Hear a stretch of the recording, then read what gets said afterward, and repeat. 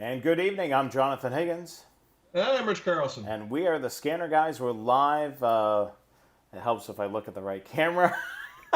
We're live this evening on YouTube. So good evening, everybody. It's the first full week of June. Can you Oh believe my it? gosh. Yeah, and it's finally getting hot out here. It's up in the hundreds, so it's that time of year again. Yeah, So it's it's it's in the 90s here, so it's our level of hot over here. yeah, time's flying. Yeah, I see that you're cracking open your first bottle of water for the night. Yeah. Um, Yeah, I'll see if I can make it through all four bottles tonight. So we've got a really cool topic tonight that we're going to be covering. It's all about um, other things that you can listen to on your scanner, which is really neat. A lot of times, you may get tired of listening to the police or the fire, or they could be using the naughty E word. Ew. Yeah, so the word that we don't want to say, it's kind of like the F bomb in our hobby. So Yep. um, So yeah, I mean that's the thing we're going to cover tonight. We also have a special treat before we get into what Rich calls romper room. We have a special treat. We're going to be taking a look at a couple of people's shacks.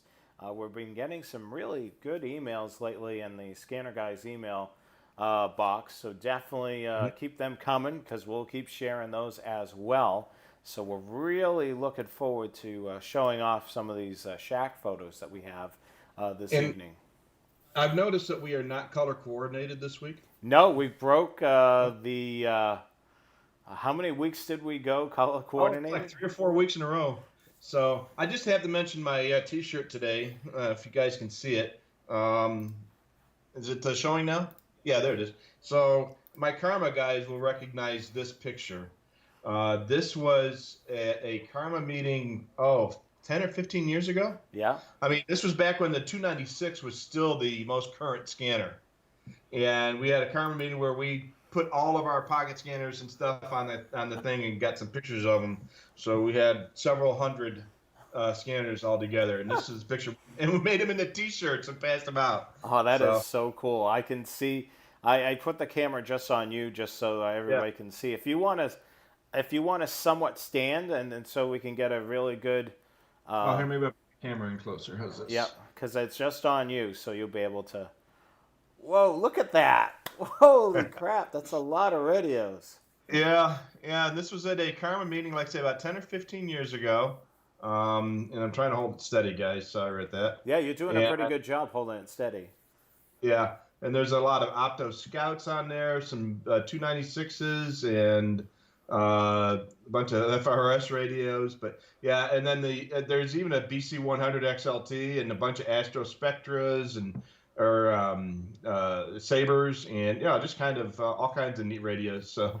That is so cool. I really wish, when in Massachusetts we had a club like what you had in Illinois. I mean, that must have been a lot of fun connecting up with other scanner enthusiasts.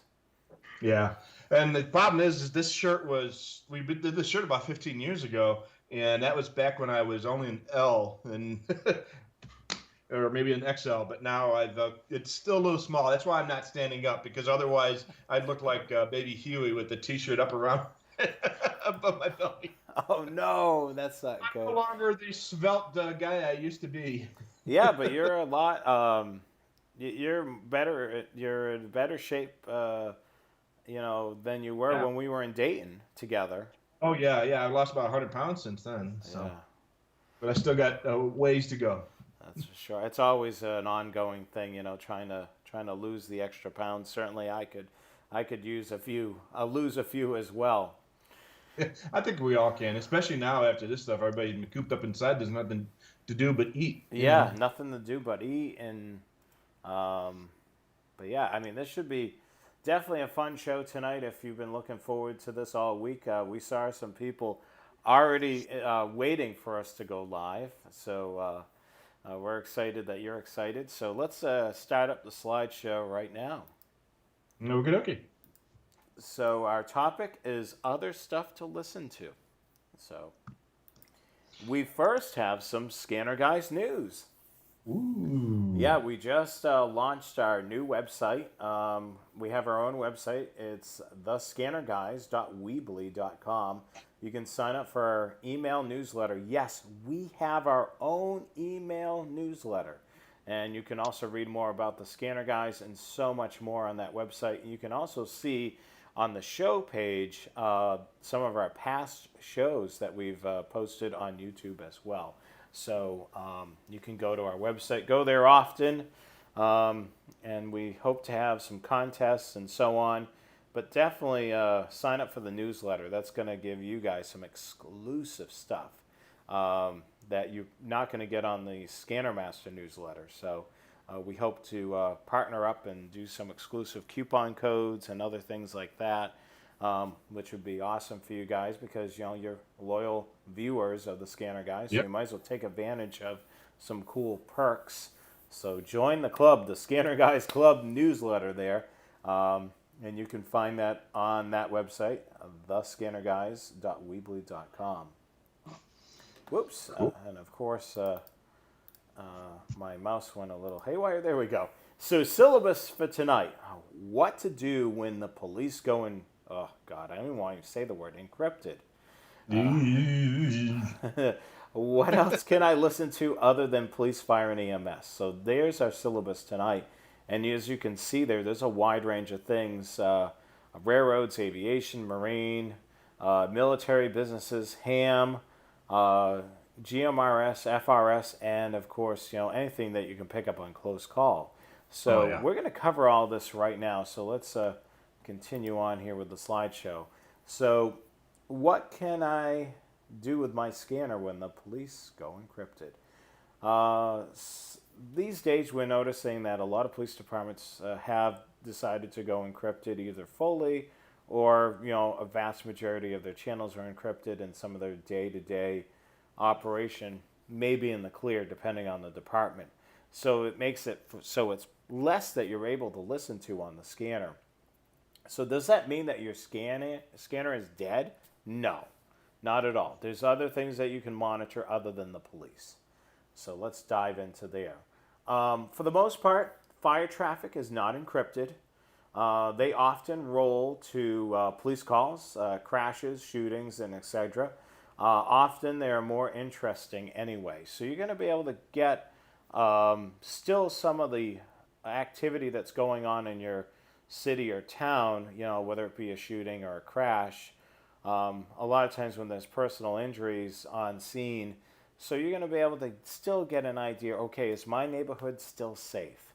And you'll be able to get that from the scanner by listening to your fire departments. Yeah, and I listen to fire traffic much more than I listen to police traffic, and I spent many years doing police work anyway. So, the fire department stuff is usually a lot more interesting, anyways. And usually when they talk, it's more interesting because they don't do a whole lot. They do a whole lot less routine traffic versus emergency traffic. And usually it's in common conversation, so it's not broken into codes. 1073 with PI, blah, blah, blah, blah, blah. It's usually, it's more verbal, with what we can understand. Yeah. Let's take a look here. So service searches. Now, most scanners have these, so you want to definitely take advantage of them and use them often. Ham radio is a service search, railroads, aviation, marine, which is boats, GMRS, FRS, and MERS, and CB radio. These service searches can be fun to run at times. Just to be able to see what activity is going on. If you have some interest in ham radio and you've been basically on the scanner side of things, and you're not too sure what frequencies to monitor, throw your radio into a service search. You're certainly going to stumble across some conversations on there, and then that may actually get you interested in ham radio. Yeah, absolutely. And you never know what you're going to find. And the other thing, too, is not all the service searches are going to have the services that are labeled there. So if you do like a fire service search, since they've kind of merged a lot of those services into, into allow to use police to use fire channels and vice versa. You're going to pick up some other traffic and stuff you may not have known was even there.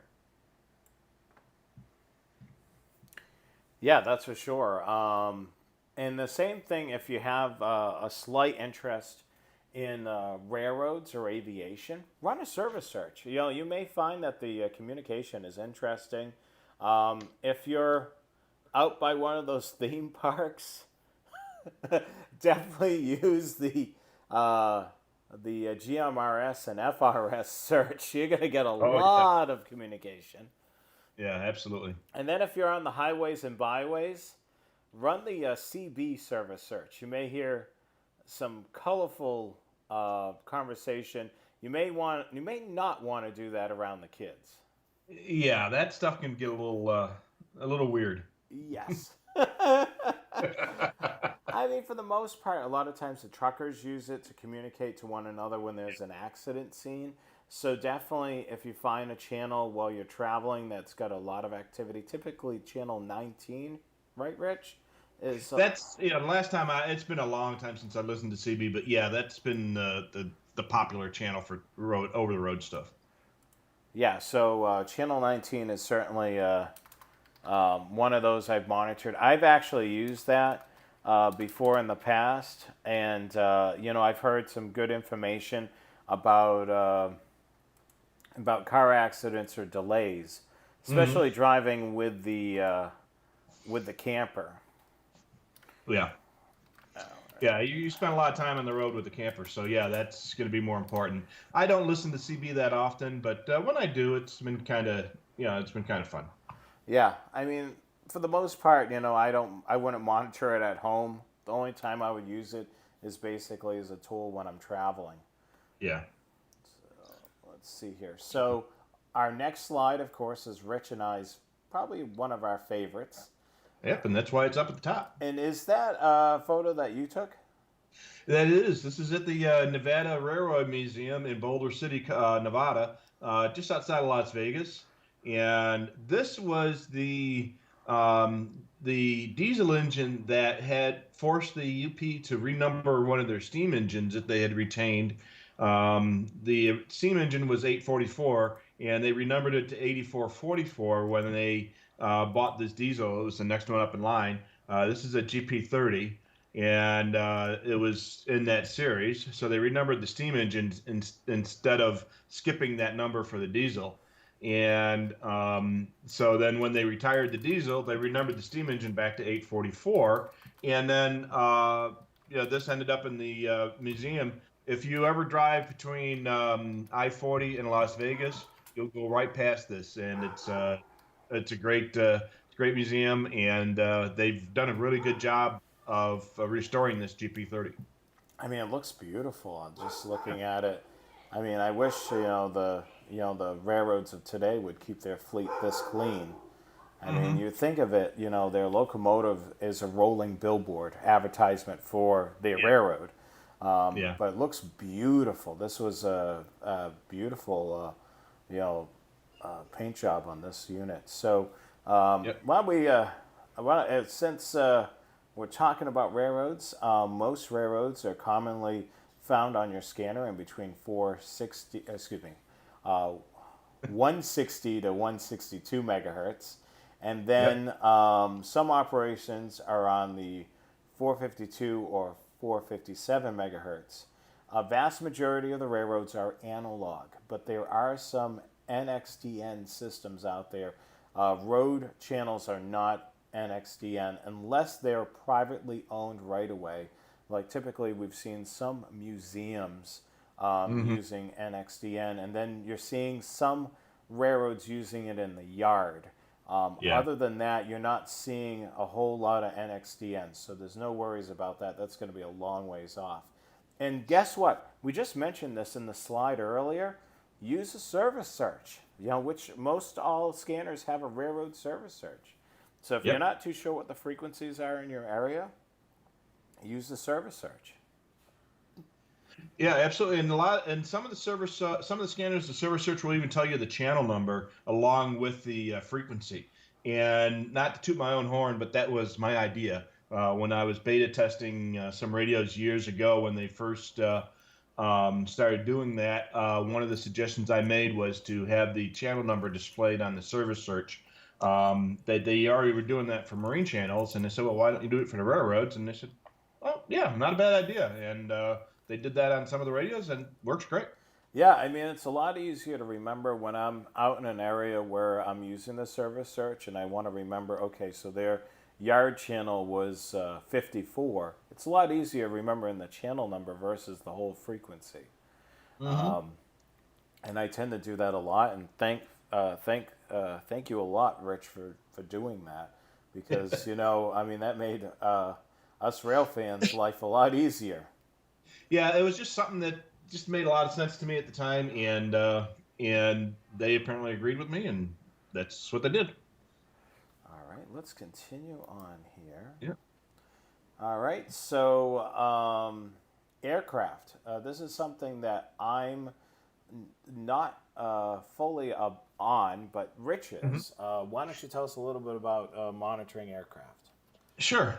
So aircraft, civilian aircraft, air traffic control and such is found mostly from 118 to 138, and these are all AM modes. And then on the 108 to 118 section, that's almost all navigation aids, beacons. There's a thing called AWOS, Automatic Weather Observation Station, uh, traffic on there. But it's almost all just beacons and automated transmitters on 108 to 118. Military aircraft, they operate on the what they call the Mil Air band or the UHF aircraft band, which is 225 to 380. And then there's a lot of military air traffic aircraft use tactical channels on other frequencies, and they can be either AM or FM mode. Sometimes you'll find them on VHF between 138 and 150, and on UHF from 380 to 400. And they can actually operate on a wide range of frequencies, and sometimes they'll even operate on FM on that as well. Wow, So all the air traffic control, the most important stuff for civilian aircraft is on that 118 to 138 range. very cool. Is this another one of your pictures, Rich? Yeah, this was taken at O'Hare. I'm a member, or was a member when I lived on that area of a group called the Airport Watch. And one of the things we did was we got a on-field tour, and so I was standing along a taxiway, 50 feet from the runway, with permission and with the whole group of other people. And this 747 came in from China, and right there, and it was close enough where we could feel the heat from the engines. Ooh, yeah. It looks like it was relatively close to you. I mean, this was. Did you have to zoom in very much to this, or was this at your No, camera? in fact, I had my lens. I had to use a wide-angle lens to get it. I mean, we were that close. I had to Wow. use. This was at 18 millimeters. Wow. So yeah, yeah, you're not kidding that you could feel the heat from the engines. Yeah, absolutely. So that was one of the advantages of being a member of that group. So That is so cool. I mean, is that group still exist to this day, or? yeah, yep, they're still there. Of course, now I live, 1,500 miles away, but but I still every time I get down there, I always get together with these guys, and it's a great time. And so they're organized plane watchers.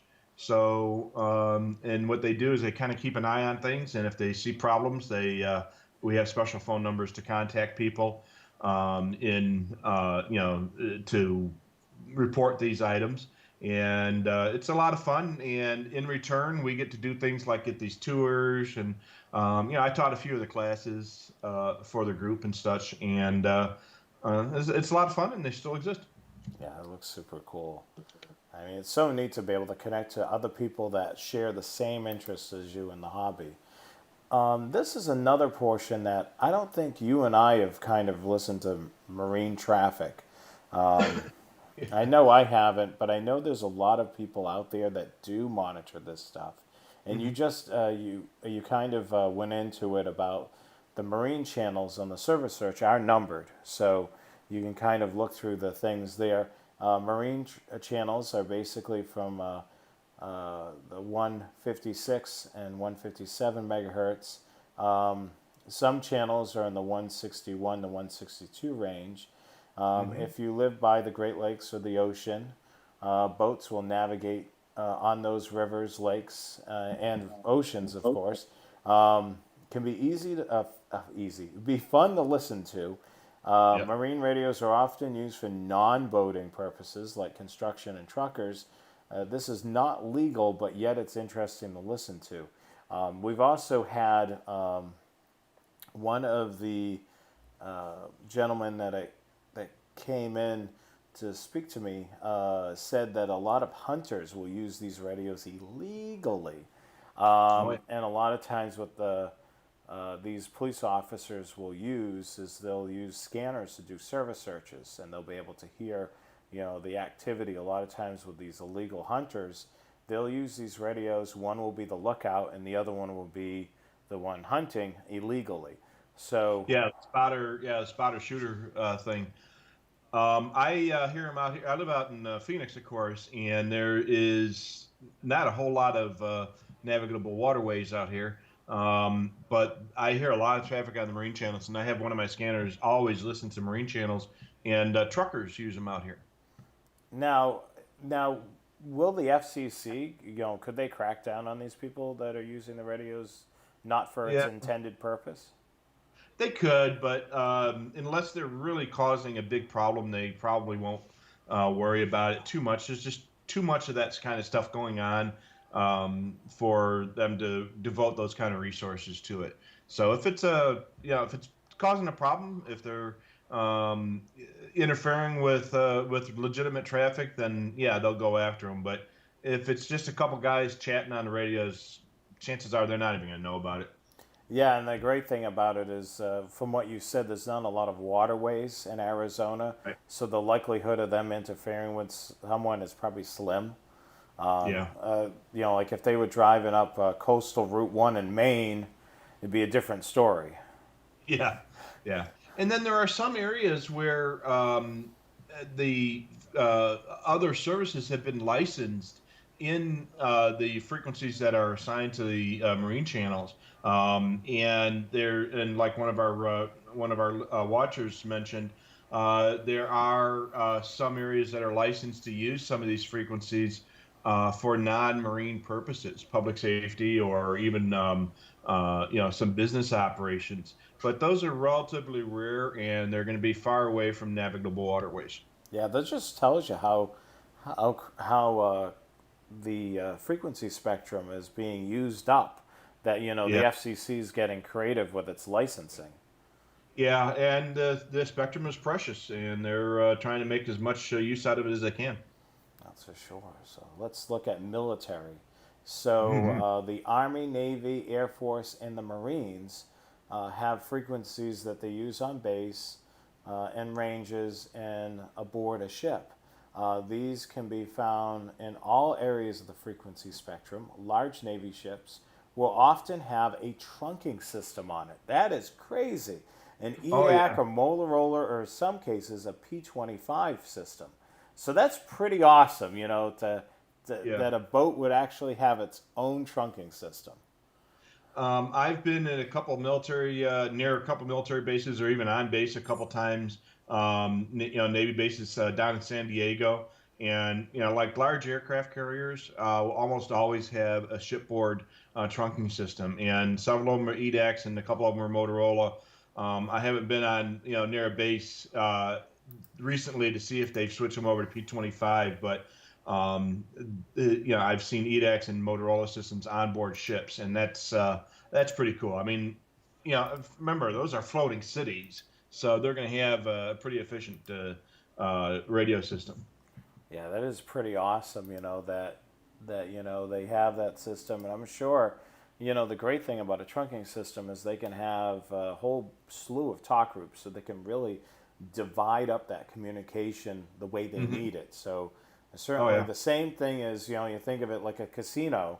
A lot of those in Las Vegas have their own trunking system, and there's so many moving parts inside of a casino. You have the security, you have sure. the cleaning crew. You also have machine maintenance, um, so Oh many yeah. interworking things, and a trunk Well, we got an system Air works Force best. base. We got an Air Force base just down the road from me, and they have their own P-25 trunking system. It's on the 380 military. You know, it used to be part of the military aviation band, Hmm. the 380 to 400 megahertz, and a lot of those communications have been moved off. The aircraft frequencies have been moved off to the lower part of that spectrum, and that 380 to 400 is now being more moved over towards base systems, and so there's going to be P-25 systems on that. So if you're near a base, check through the 380 to 400 band and see if you find some P-25 systems there. Wow, that's cool. Yeah, definitely something to listen to other than police and fire. Here's another one that we actually spoke about this last week. Mm-hmm. Businesses. Many businesses use those little tiny two-way radios, and to communicate with store clerks or management in the store. Mm-hmm. Some huge operations are on regional trunk systems, and some utilities like electric companies, gas companies, are often on larger trunk systems, even sharing systems like public safety trunk systems like Starcom 21. So Mm-hmm. you'll be amazed, I mean, they're paying to be on the system, and if they're a big enough entity, they can afford to be on the public safety system. Well, there's actually a benefit to the public safety system to have them there because they can share resources. A lot of these big wide area utilities have just as sophisticated a communication system as the police and fire in these wide areas. And why build two parallel systems when you can share the costs of the infrastructure and such? There's a electric utility in Southern Illinois who is a huge user of the Starcom system because they had their own trunking system, and instead of spending millions of dollars to replace that system in kind, they spent half that money and joined the Starcom system and were able to add capacity to the state system to make it worthwhile for both sides. So it's a win-win situation for both. Yeah, and it sounds like that utility had probably sites that were already established, so it added Yep. to the real estate of the Starcom 21 having additional sites. I mean, I'm sure they must really have a hard time trying to um, find additional sites. And when, when a huge utility company joins forces, I mean that gains a little bit more real estate, to be able to Yeah, put absolutely. additional sites. Yeah, absolutely. More sites and add more channels. So the utility channels can be added to the state system. The only real problem they had is there's a rule that prohibits non-public safety agencies from using the 700 megahertz band, Mm-hmm. and they weren't able to get a waiver for that. So the utilities were restricted to the 800 meg channels, and they weren't. And they had to program the radios to do that. But that was kind of a minor glitch, and they dealt with it. So, like Yeah, I say, win-win for both sides. totally, totally, that's for sure. And I've seen some of those 700 megahertz systems have a mix of some 800, right? Hmm. So yeah, so it's not like it's not doable. Yeah, oh yeah, it's no big deal. It's just a matter of the way the system is programmed, and so that's what they did. So some of the sites in Starcom are both 700 and 800 megahertz, and I'm sure there's other states that have a similar type of setup. That's for sure. So let's dive into this a little bit more. And the Ham, picture, by the way, is a shopping mall out here. yeah, that's what I was wondering if you took that photo of the shopping mall. But here's a thing that we talk about a lot is ham radio, and Hmm. there is we actually did a show on on Facebook Live Yeah. about ham radio, and these are the bands that 10 meter, 6 meter, 2 meter, and all the rest of the other bands that you can use on ham radio and monitor on a scanner. Ham radio can be heard on scanners on these bands. Many operators are using FM, but DMR is becoming popular with ham radio, and other digital modes are also becoming popular. So it's pretty cool that ham radio operators are also using digital formats. So it's definitely key if you're a scanner enthusiast and you like monitoring ham radio. You may want to consider getting a DMR If Yeah. your radio doesn't have it and it's an paid upgrade, you probably should consider uh, getting DMR so you can monitor them if they do indeed go digital. Yeah, well, a question we get quite often is, do the scanners handle other digital modes like Fusion, or in the case with the picture on here, D-Star? The scanners do not handle Fusion or D-Star. They can handle the P25 and DMR, of course, if they're so equipped. But then, and then there's even some ham operations on NXDN, but that's relatively uncommon. But DMR is getting wildly popular for ham radio. Yeah, isn't it a lot to do with the being able to transmit through the internet, right? Yeah, that's a big part of it. There's a lot of these repeaters are interconnected so that you can talk on a talk group on a DMR system from Arizona, and then I could talk to you all the way out there in Mayberry or wherever it is that you're at. Mayberry. I'm in North Carolina. Yeah, that's Mayberry, right? Yeah, it's Mayberry, I guess. Yeah. But yeah, I mean, that's certainly a lot of fun to listen to some ham radio communication. I mean, there's a Hmm. lot of crossover in between the two hobbies with ham radio and scanners. Yep. A lot of scanner enthusiasts, get involved in ham radio, or the other way around, ham radio users get involved in the scanner hobby. So it's a hobby that kind of crosses into each other. I mean, that's why we go to the Dayton Hamvention because Hmm. there's a lot of scanner enthusiasts that go to that show as well, and they are some of them are ham radio operators as well. Yep, absolutely. So the other thing, we see these radios all the time: GMRS, FRS, and MERS. We Yep. actually talked about MERS last week. Walmart is using those frequencies at the stores. There's no license required. But going back up to um, GMRS and FRS, those operate on the 462 megahertz and the 467 megahertz. Right. And you'll see these radios used at campgrounds. You'll see them at Disney World, Disneyland, where people want to be able to communicate with their other family members. These are radios oftentimes when people are traveling in two separate vehicles on the highway. They'll pick up these radios for relatively cheap and be able to communicate with one another, just Hmm. being able to talk over the radio. You'll see sometimes even construction sites Yep. using either MERS or one of these GMRS or FRS radios. They're typically low powered. They're not repeaterized. Unless it's a GMRS frequency, then it can be repeaterized. But the FRS frequencies and the MERS frequencies are not repeaterized. These are common VHF, UHF channels, often used by businesses and others.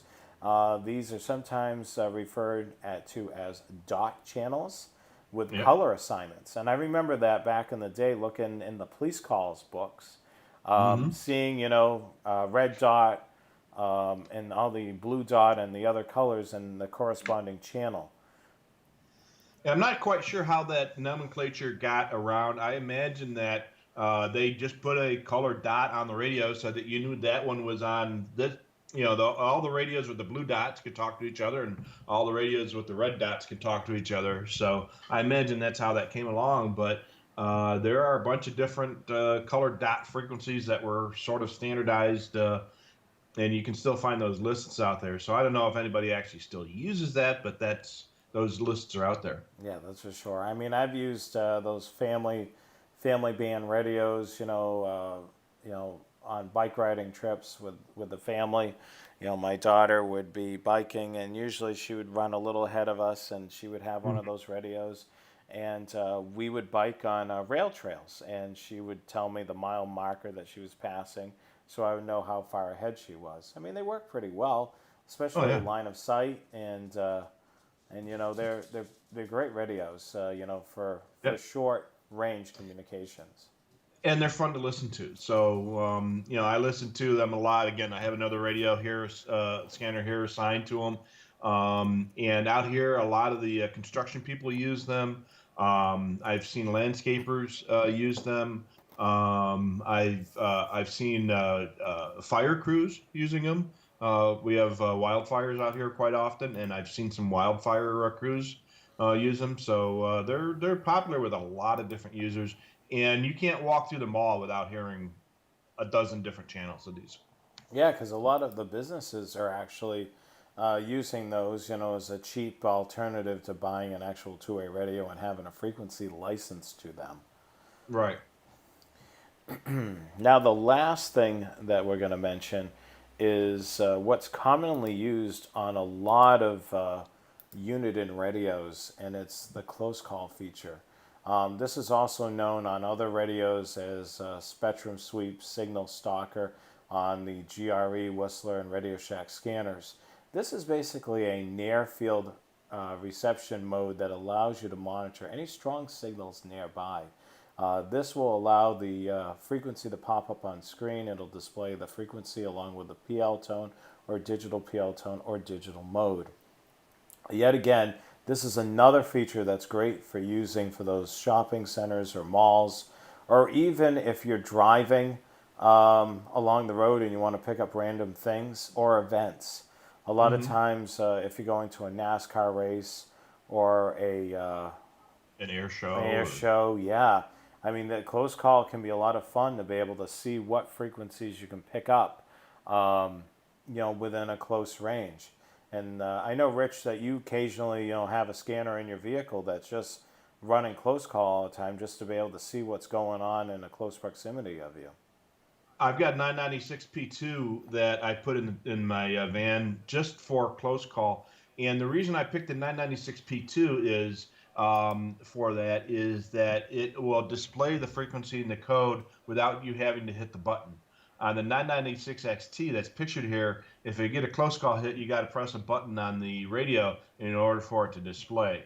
So that's why I bought a 996P2 to put in the car because I use it for close calls so much that it made it worth the money to do that just for the convenience of not having to press a button. Yeah, I mean, I like that instant gratification, being able to see that frequency right on the screen versus, seeing, it just flashing that it's going to close call hit and then you have to hit something else. Right. Totally agree with you there. It's well worth it to get the Yeah. 996P2.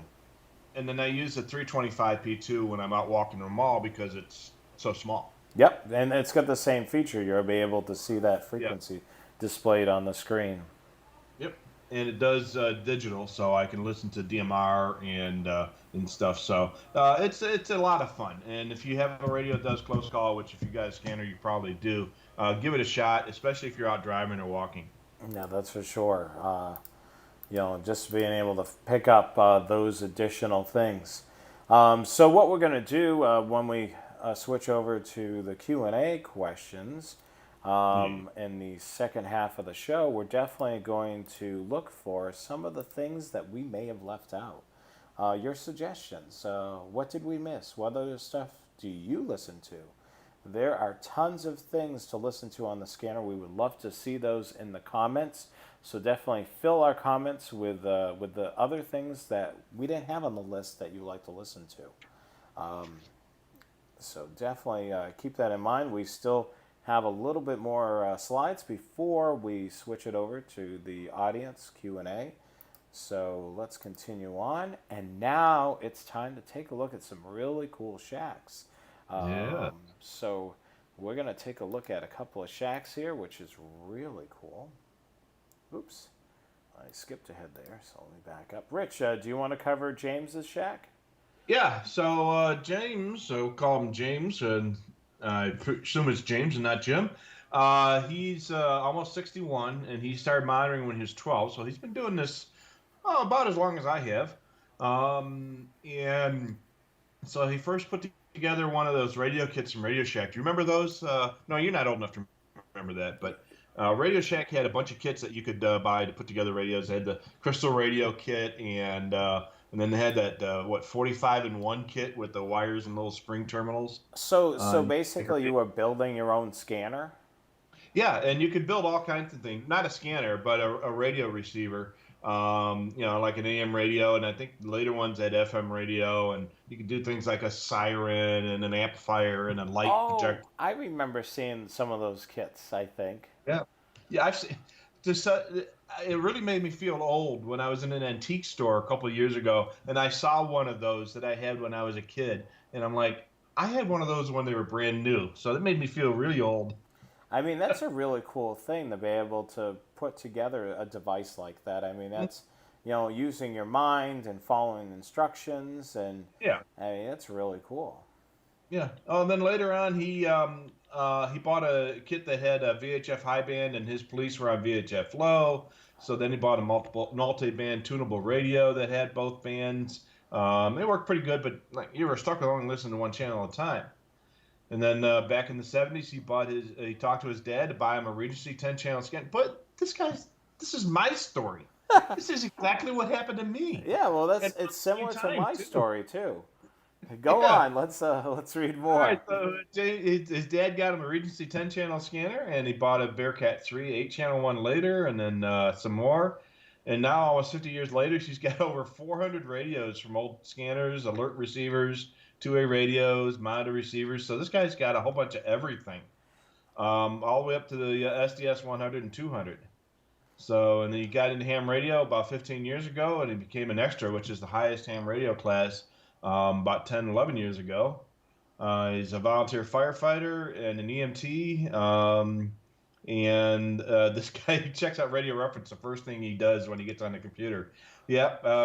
Jim, I think you and I are long lost brothers. Yeah, I Uh, mean, his story is very similar to mine. yeah. I was texting my dad, which he's watching right now, and I asked him, "Did you get me my first scanner for my birthday or for Christmas?" And he can't remember. It was one of those two things. Yeah. And it was very the same story. Um, I ended up getting my first scanner for one of those holidays, whether it was my birthday or Christmas, and I was hooked. I was literally hooked. And I the next radio I got a portable radio, and then I remember I was super excited to get the 780 XLT, and I ended up having that for many years. And the same thing with me. A lot of times when I'm at home, I'm looking on Radio Reference. I want to see what's going on, see if there's anything going on in my local area, and of course I have I have my homepage for Radio Reference that's set to various systems, which will kind of alert me if there's something going on in my local area.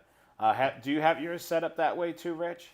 Yeah, I actually have a folder in my on my screen, so I can actually look at about 5 or 6 different radio reference pages in the first thing in the morning. So the Arizona and the Illinois pages, a couple other specific ones that I'm very interested in, and I check those every day for new stuff. So here are photos.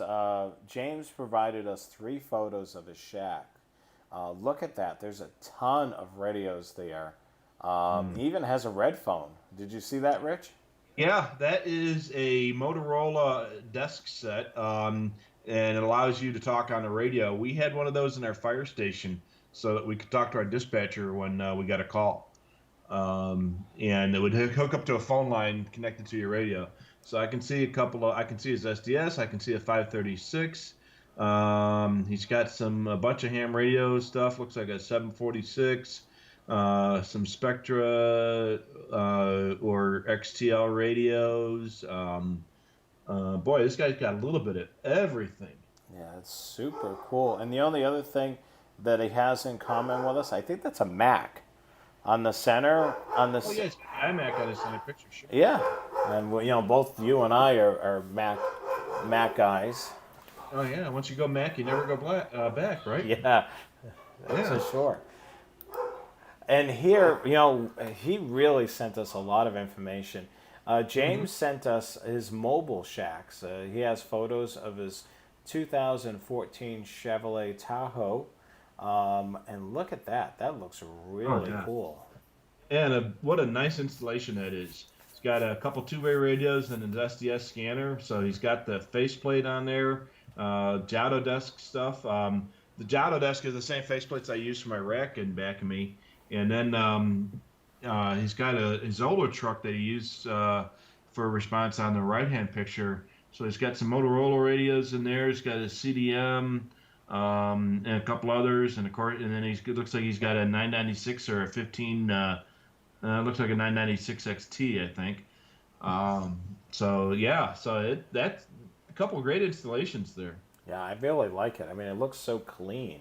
I mean, Yeah. especially the shot over the On left the left there. side. Yeah, with Yeah, the I yeah, it it, looks like it's got a 536 it and a couple two A's. So yeah. I mean, it looks like it's built right in. You know, like it looks like it was manufactured that way. It's such a clean well, it probably install. was. I mean, probably he bought that Giotto desk mount, and they you can buy those for your specific vehicle, and so obviously he put an investment in here and made it really nice and clean and neat installation.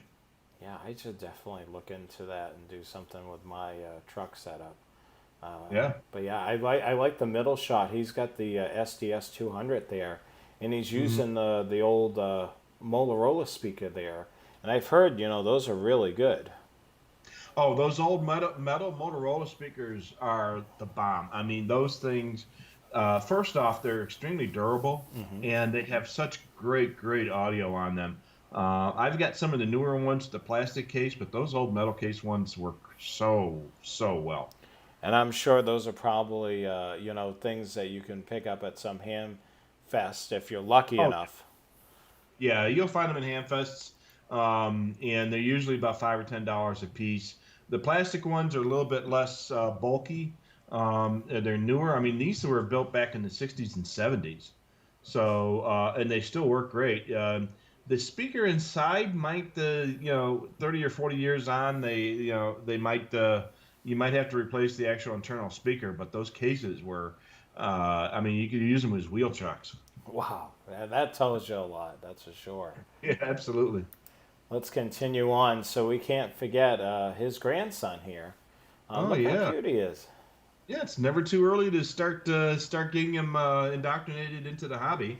So he's got his 436 going, and he's listening to the Memphis Fire Department. So since he's gone a long way since the '70s when he was buying crystals and the police call every year. So and he thinks what we've done for the hobby, and it's that's basically his life, and he enjoys watching our show. Yeah, that is awesome. Thank you, James, for watching. I hope that you're enjoying watching your shack being presented on the show. We do have another shack photo. This gentleman's not too far from you, Rich. He says Yeah. that it's not quite the setup Rich has, but he's working on it. He's got a pretty good selection of radios here. He's got a lot of the classic Uniden radios, like the SDS 200. He has the Yeah. that I believe that's a 780 XLT. He's got a Yeah. 536. He's got some 996s there. Yeah. He's even got a Whistler radio there. So there's a good number, and some Motorola radios as well, and Kenwood. Yeah. And some Kenwood stuff. So, and he's got the same two-way I've got the MD looks like the MD 9600 probably from the TYT. Those are great radios as well. So yeah, these radios look really familiar, Joe. Joe, I know Joe. He and I know him pretty well, and he's got some great stuff, and he does some very good work. And I like the way he's got them set up on the shelf like that. Very nicely set up. I'm sure it's wife approved and wire managed, so it all looks nice and neat, and not a bunch of wires running all over the place. So that's a great install there, Joe. Yeah, very nice and clean. Thank you very much, Joe, for sharing that. We also have Craig Yu with his mobile shack. He's a new Stinger, and this is his Dodge Charger, excuse me, Yep. setup. And this looks relatively cool as well. He's got a couple of night shots there. Looks Hmm. really cool with all the radios lit up at night. I mean, that's the cool thing about mobile radios and having them light up the vehicle at night. Yeah, it looks like he's got what are those BCT8s? Yeah, I'm not. I think so. Or yeah, it looks Yep. like it. Yep. And he's got a. And those are great scanners. If you're in an analog area and you don't need digital trunking, those BCT8s are great scanners. Yeah, I mean they work really well, and they also have a pretty decent size display. Hmm. So that's a really cool setup as well. let's continue on. So we've shown you a whole bunch of shack photos. Now this is how you can send us your shack photos. We're always looking for your stupid scanner tricks or your shack photos. You can email them to thescannerguys@gmail.com. That's thescannerguys@gmail.com. And you may actually see your shack photos or your stupid scanner tricks featured on a new episode of The Scanner Guys. So make sure you keep them coming because we love seeing your shack photos. It's really cool to be able to see some of the stuff that, even some of the mounts that Scanner Master has put together. I've seen that on some of the shack photos, some of the Spectrum Force product line. And it's really awesome to see that as well. So let's continue on here. We want to remind you, along with signing up for the Scanner Master newsletter, make sure you sign up for the Scanner Guys newsletter as well. But here's how you sign up for the Scanner Master newsletter. Go to scannermaster.com.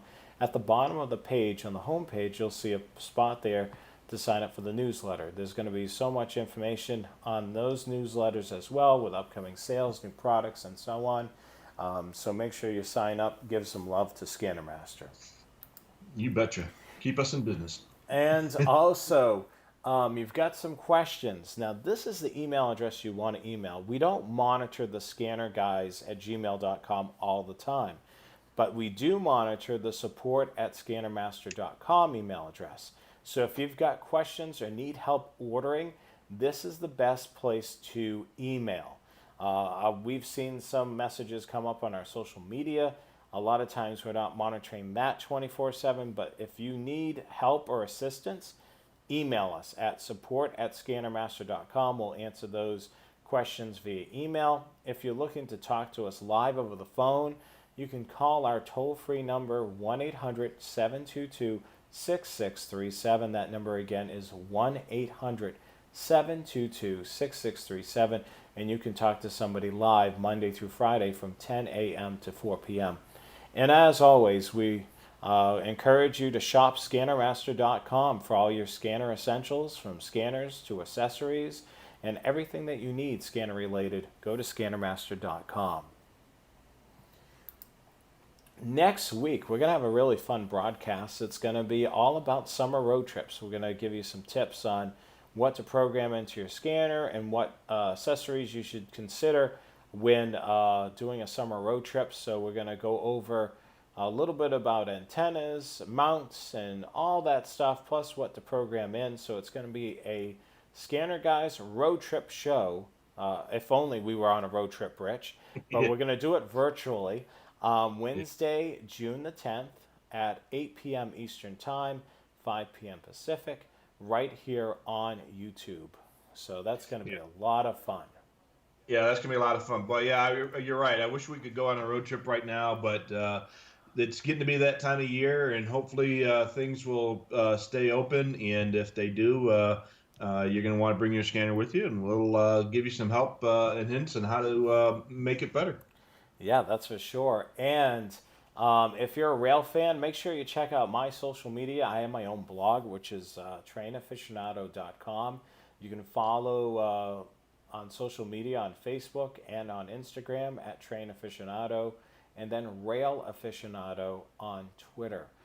So there's some good stuff on there as well. And we can't forget the social media of Scanner Master. So you want to make sure you like the Facebook page and follow the Twitter account and subscribe to YouTube at Scanner Master Co. And then, of course, the Scanner Guys social media. Don't forget to do that. Facebook, Twitter, YouTube, and Instagram at the Scanner Guys. And as always, the Scanner Guys are brought to you by Scanner Master. So we want to remind you that that we're looking for during the second half of the show. We're looking for some of the stuff that you have, that you monitor that we didn't have on our list. Let me just put that slide back up again, showing you what we were looking for.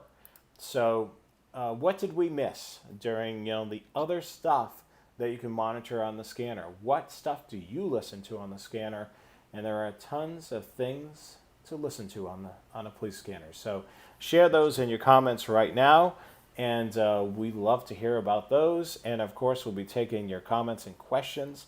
We're about 6 minutes away from the top of the hour. So if you're just joining us, good evening to you. Um, we're hoping that you're enjoying the show so far. All righty. Well, let's start off with our romper room. Uh, John Egan is our first commenter tonight. Welcome, John. He says hello. Our buddy Dave, one of our regulars from Buffalo, and he admits to being from Buffalo. That's brave of you, Dave.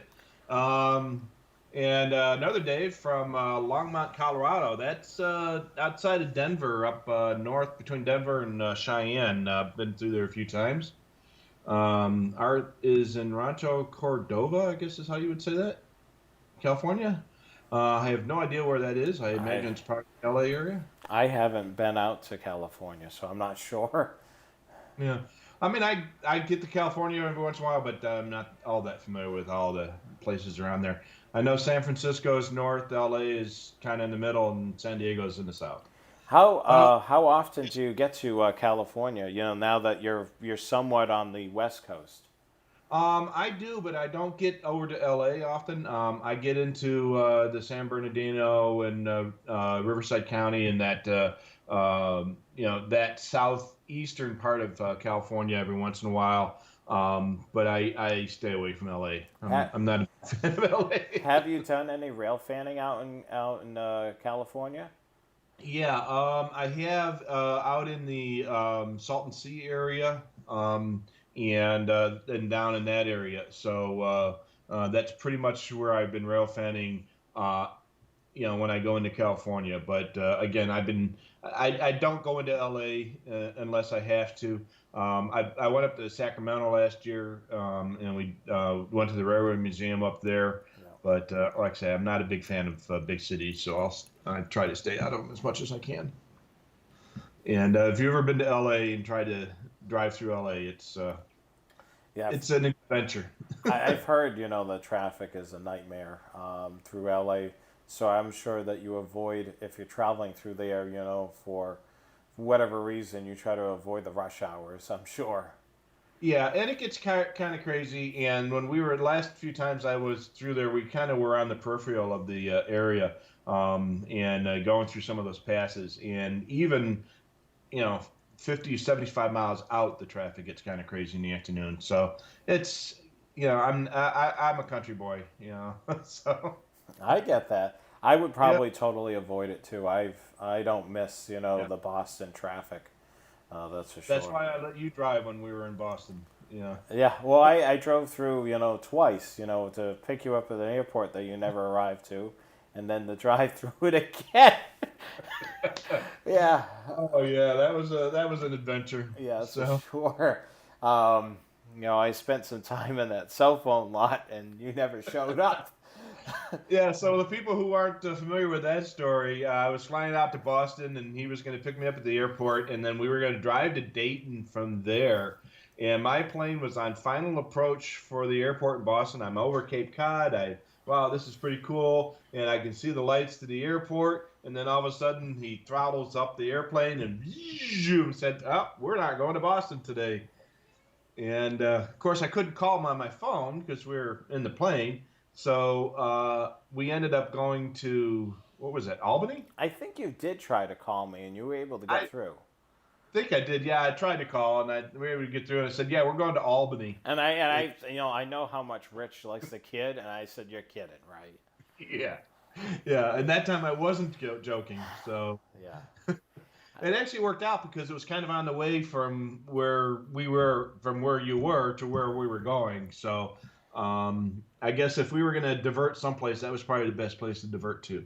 That's for So sure. I got off the plane in Albany, and an hour later you picked me up, and we were on our way. Yeah, I mean, it still was a great trip. I really had a lot of fun on that trip. It went by way too fast. It just was like a blink of an eye with that trip. And that's how we started the Scanner Guys shows. We're doing the Facebook Lives from all that, from the trip and from the From the Suburban, we yeah. were doing Facebook Live from there. Yeah, I mean, Yeah. and hotels and everything else. Yeah, we had a great time. That's for sure. All right, Jerry's saying hello from Cincinnati. Ray's in Illinois, in the Chicago area. Hi, Ray. Joe is looking at the picture, one of our pictures, and he sees some sabers in there. Oh, the picture on my shirt. Yeah, yeah, there were some sabers in there. That was really popular for the scanner guys, for the scanner people to use out there at the time. So, the sabers were the hot thing to have. It's like the APXs are now for the Motorola people. Our buddy Quincy from the Bay Area says hello. Kevin's in Georgia. Dave is in Southeast Missouri. Oh, my buddy Chris. Hey, Chris, how you doing? My buddy Jay from Papillon. And let's see here. Dave had asked for the website for the scanner guys, and we posted that. Yep. Firebuff Cobb is out there. Glenn's checking in from Raleigh. Apparently, they're still having some protests and curfews out in Raleigh, so hopefully that will die down soon. Don is in Bermuda. That's a nice place to be. Chris asks where I got the clock on my rack. It's still 2 minutes slow. I still haven't gotten around to setting the time on it again. I bought that on Amazon. I get more questions about that clock than I do anything else, it seems. And I bought it on Amazon. It was about $30. And my buddy Tom liked it so much that he went to Amazon to buy one, and he ended up buying a very similar clock, but with a blue display. And I saw that, and I was like, oh, man, I wish I would have gotten that instead. So maybe one of these days. Yeah, it's really cool to have the clock up there. Oh, yeah, it's great. And I'm thinking about getting another one, like, say, put the blue one up there and putting the red one out in front of me so I don't have to turn around and look at it. So. Yeah. And they're not that expensive. And the nice thing about them, my wife likes it because she can see it without her glasses. So we have those desk model clocks with the, not quite as big that we have in the living room and one in the bedroom. So, like I say, she wakes up, she can look and see the clock without having her glasses on. Yeah, I mean, that's the thing. I have to have my glasses on in order to see. Yeah. I have, for a clock, I have this one that you have from IKEA. A little red clock, and it's in military time. Mm-hmm. Yeah, so that's my clock that's right in front of me. Yeah. Well, like I say, these things you can see from, the next time zone over. So. Yeah, I mean, it's certainly, I can see it from here. And, and I'm way over in a couple of time zones. Yeah. So, looks like you posted the link to sign up for the e-newsletter. So, if you haven't signed up for the newsletter, do so now. Don is in Bermuda. I'm not sure if I mentioned that. Jimmy is in Mississippi. Bet you it's really hot there these days. Yeah, I'm sure it is. Our buddy Joe from New York, Harrison, New York. Jay has been listening to the mutual aid frequencies in the Omaha area. With all the nonsense going on there, there's a lot of outside agencies. So, yeah, with all this stuff going on, I think your mutual aid and event frequencies are going to be very, very busy until this stuff quiets down. Even if your local police channels are encrypted, the mutual aid and the event channels might not. So my local police department is encrypted, but their event channels are not. So when they have something big going on here and they switch over to the event channels, I can listen to them there. And let's see here. Jerry, my buddy Jerry from Chicago. Jerry, I think you might have been there when we took this picture. The one that's on my shirt. Chris asks if military aviation is an FM or AM. And Joe answers correctly that almost all of it is AM. There is some FM tactical traffic for fighter planes here and there, not often, but occasionally I'll hear some FM traffic on like 138 to 142 or 150. There's some stuff in there. So, but almost everything is going to be AM. And we were talking about the Marine channels and other people using it. And Joe posted here that there's some channels in Pennsylvania where they're using some Marine frequencies for their trunking radio system They did get a license for that. I think they're doing something similar in Maine. Well, no, that was some railroad frequencies. They've got some railroad frequencies assigned to the Maine state trunking system.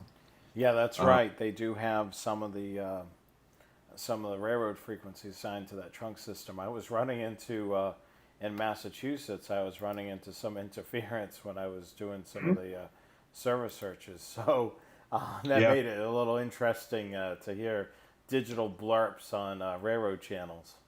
yeah. So even when you're in those service searches, it might not be the service you were looking for. Yeah, yeah. Just be aware of it. Yeah, and apparently out in Allegheny County, Pennsylvania, which is the area around Pittsburgh, they use some of the VHF marine channels on the trunking system or the frequencies that are in that band. Dave has subscribed to our newsletter. Thank you, sir. Um, and there's a guy who's really big on cruise ship frequencies. Yeah, and I know the guy you're talking about, Paul. I can't remember his name right away, but he is a huge monitor of the cruise ship frequencies, and that's his obsession. And more power to him. That's a lot of fun to listen to. So uh, everybody has got their favorite thing to listen to, and this guy's like the expert. And I just can't remember what his name is off the top of my head. Quincy listens to the Coast Guard helicopters, especially if a boat's sinking. It's always interesting listening. So yeah, if you're near, like I said, the San Francisco Bay or any of the Great Lakes or the oceans or the big rivers, Coast Guard is very big. Even though most of their operations on the military or on the marine channels, they do have access to military frequencies, of course.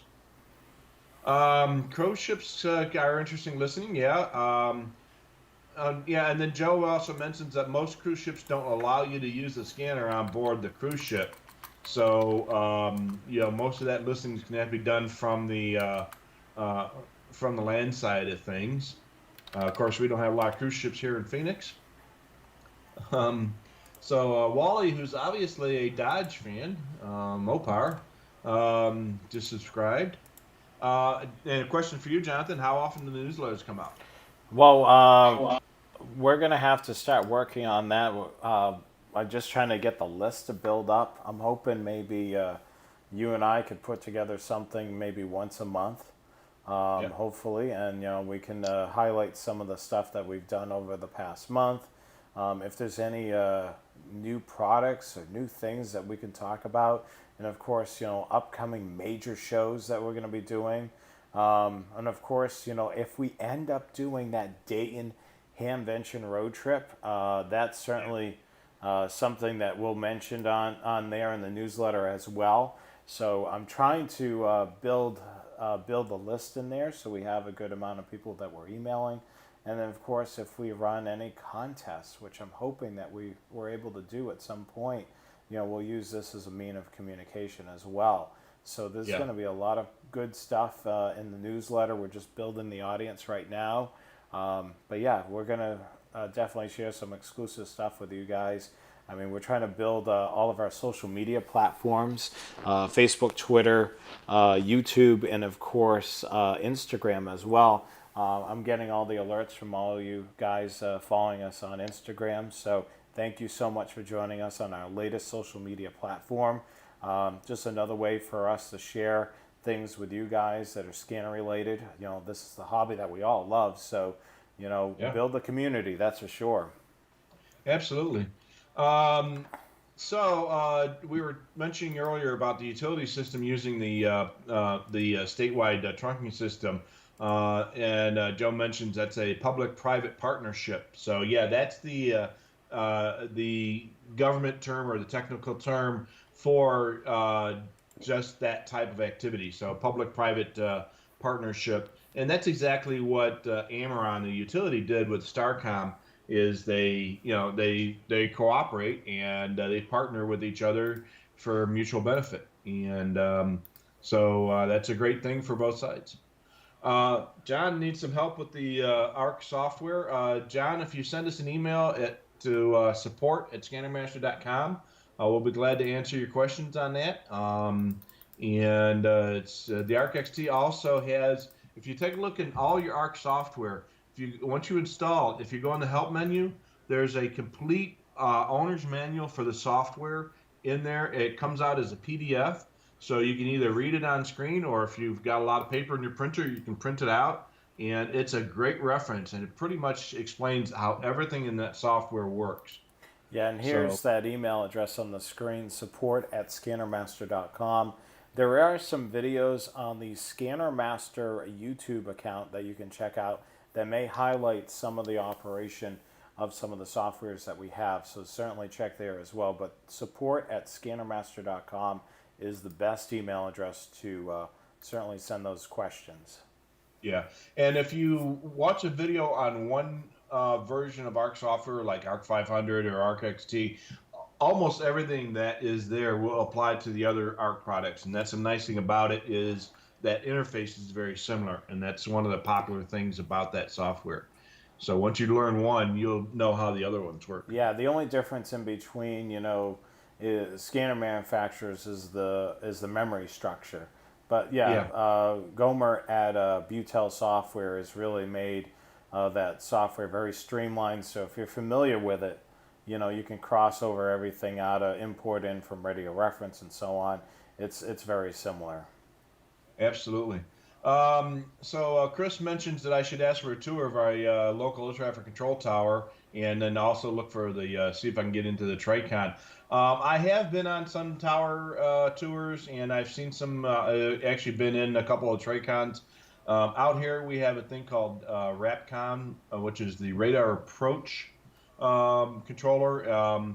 So Tricons are civilian run, and RAPCON are military. So in my area, since I'm close to an Air Force base, they actually the Air Force runs that approach area, that radar approach area, and that is very interesting listening. I listen to that all the time, and especially now since we're having wildfires in the area, they coordinate all the drop planes, which go through here quite often. So that can be. I think the approach channels are a lot more interesting to listen to sometimes than the control towers, which is what everybody's trying to listen to all the time. Oh wow. Chris or Dave mentions that the air traffic control is located here in Longmont, not far from where he lives actually. So, and this will be a great topic for another one, is all the various types of air traffic control. So, TRACONs and RAPCONs are not usually located at the control towers. Sometimes they are at the city, the big city airports. So, like the Chicago approach is actually located out in out in the suburbs, and um, so maybe that would be a good topic for sometime in the next few months. Yeah, definitely. I mean, we did that really cool presentation. I believe that was on Facebook with the following, an airport, Yeah. following what happens at an airport when a plane taxis out of out of one spot to another, and then going up in the air and what frequencies they move to. That was really interesting. We should definitely do that broadcast again, and then of course have it so it's stored forever Yeah, on YouTube. absolutely. Alrighty, so Chris asks about two-letter licenses for Marine. So um, there, and he asks about licensing on a Marine channel. So if you have a boat, you don't normally need a license for a Marine radio on your boat. Shore stations have to be licensed, and you can get a license for Marine, portable and Marine radios, but you don't need one for, if you just have a Marine radio on your boat, or a portable radio you're using for a boat. But if you have a shore station, then you definitely have to have a license. And I'm not sure how long the licensing is good for when you do get one, and there is no test for a Marine license. It's just you just fill out the paperwork and get it approved. And we were talking earlier about the dot channels. And Joe mentions that when you ordered radios, you told them what dot color you had, so that the radios would be able to talk to each other. So, yep, that's how that works. And let's see here. There are also star frequencies, so red star, blue star frequencies. There was another series as well. And Joe, yeah, I too, I don't recall that. It's been a while, and I don't know if they actually still use those or not. Um, and they're called itinerant frequencies. Sometimes they're actually on designated itinerant channels, but oftentimes they're on just other VHF marine or VHF business channels. 151, 865, I think, was one of the and such. Um, and let's see here, some more discussion about the marine channels. So yeah, Glenn, you're right. Yeah, marine radios themselves don't need to be licensed, but if you got a shore station, then you do need a license. So, um, and we talked about cruise lines. Thanks, Paul. Steve is in Missouri. Oh, Steve, yeah, I talked to you on the phone the other day. Another Steve is out there. Our buddy Chris from Michigan. He's listening to local fire channels. Joe mentions that the 780 was one of the best military aircraft scanners ever made. Yeah, they sure were, and I really did like them for military aircraft. Recently, I've been using the BCT-15s. They seem to work fine, but boy, those 780s were fantastic on military aircraft, and they were one of the first smaller scanners that were really popular with that had military aircraft. The 2004s had them as well, but those were so big. The 780 was nice and compact. Um, Steve mentioned the red phone on Jim's shack. That was like an emergency. Yeah, that was a very common control station for a lot of firehouses back in the time. Like I say, we had them in my firehouse, right on the floor. A lot of fire stations had them, but when I was in the fire department, it was back in the 70s when that TV show was out there. So if they did it on emergency, of course, we had to have it in our firehouse. So. Um, and let's see. So Electronics Tech had a couple comments. He sees the 996P2 and some of the pictures. So yeah, there's a bunch of those in those pictures. So that's for sure. Our buddy Mike from Mississauga. He had the saga of his missing radios. So I guess Mississauga is appropriate time for him.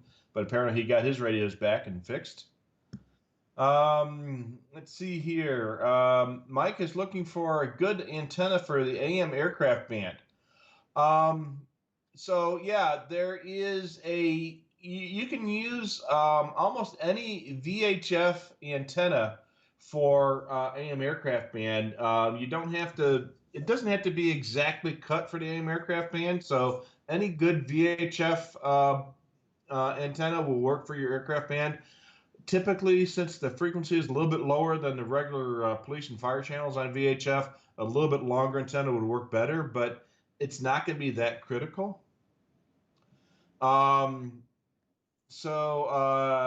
Moving on, there's a lot of fun stuff to listen to. Joe concurs that the malls are fun to listen to. And there's a lot of other things, hotels, mall security and such. So there's a lot of good stuff to Civil Air Patrol is usually pretty interesting when they're working. If there's the missing aircraft or they're during their training sessions, that is a lot of fun to listen to. Mike's looking for an AM antenna for his SDS. So we do have a VHF aircraft antenna. It's a BNC connector. So you'll have to use your SMA to BNC adapter. We do have one on our website, so if you go under antennas and the single band antennas, it's there. It actually works pretty well, and I think they are in stock. Yeah, that antenna is very popular. The W 901, if I remember right. Well, we have one that's specifically for the AM aircraft band, and then the W901 is another antenna that works really well on AM aircraft. So if you go, it's the I'm looking it up right now. It's under portable single band, and it's on our website. We call it the the W901. Yeah, Duh. see, I know my stuff. Yeah. Yeah, A as well. being the e-commerce guy for Scanner Master, I remember my Now, stuff. Yeah, so make sure you get the BNC version anyway, because with the SDS 100, the SMA connector probably won't fit. Yeah, So so definitely, I mean, you'll have a nice, easy on and off too if you're using that yeah, BNC to SMA adapter with your SDS 100. So if you're swapping from that antenna to a different antenna, it may be just easier just to have that BNC adapter on there all the time. and the SDS does come with a BNC adapter, so use that adapter. It works really well. Um, and my Dave's in the Denver area. He listens to the Regional Transit District. That's a lot of fun to listen to. In Boston, they got the T. So if you got a Pro Voice scanner, you can listen to the T. Yeah, and I've listened to that. That was one of the systems that I was testing Pro Voice on was the MBTA subway and bus ops, and the owner of the company, Rich, loves listening to that. He really digs listening to the subway ops, Yeah. and it is a lot of fun to be able to listen to. I mean, not much has changed. I was actually a media. Um, what was my position? Was a consultant there for God, media liaison. That's what I was trying to remember There you now. go. Media liaison for the MBTA, and it was awesome to be able to be working in the same room where the subway dispatch was. And it's a half circle room with a huge video wall. And that was a lot of fun being in there for several years. So basically, my role was I was a contractor inside the MBTA's operation.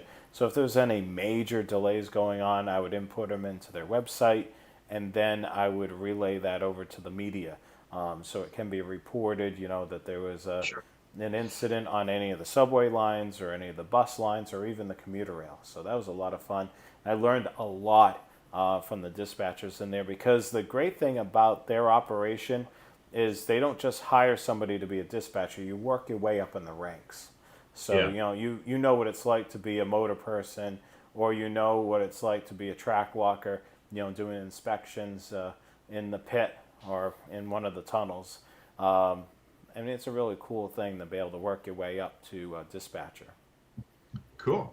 And those dispatchers, they work just as hard as police and fire dispatchers at times too. So Yeah, I mean, certainly I was there during 9/11, and we were just getting done with pulling back trains and cutting trains, so they weren't 5 cars, they were down to less cars, and Mhm. just to watch that and to watch another rush hour back to back.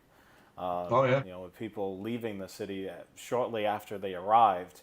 I mean, that dispatcher literally got a workout because they were just tapering off the rush hour, and then everything happened in New York, and then they had to bring people back on to be able to get people out of the city because nobody knew what was going on. I mean, that was a crazy Oh, yeah. day.